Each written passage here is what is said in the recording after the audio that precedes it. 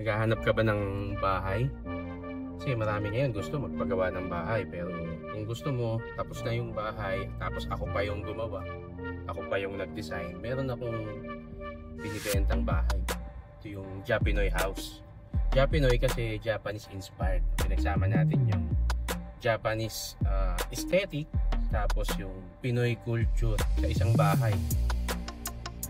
Binibenta ko ito ngayon for 6.9 million pesos, yun yung asking price ko. Pero pag-usapan natin, no? Ang features ng bahay nito, 2 stories siya, 50 square meter floor area, 57 square yung property. So hindi siya ganun kalaki, no? Tamang-tama lang para sa isang pamilya na may anak, tapos o yan, nagsisimula pa lang ng family. Meron tong 2 bedrooms plus may extra, meron siyang space na pwedeng i-convert sa another bedroom, 2 toilets, bath, tapos meron siyang magandang outdoor dining at napakaganda ng pagkakagawa ng pagkakaplano namin na natural light tsaka yung ventilation.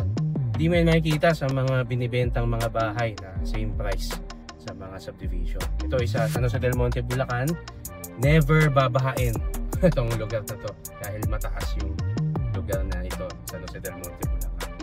So kung gusto mo bilhin ito ng cash, pwede rin bank financing, mag-assist ka namin doon, and tutulungan ka rin namin sa transfer documents kung magkakasundo tayo. So pwede mong bisitahin, pwede mo akong i-text sa number na bibigay ko, or i-email mo kami at pag-usapan natin.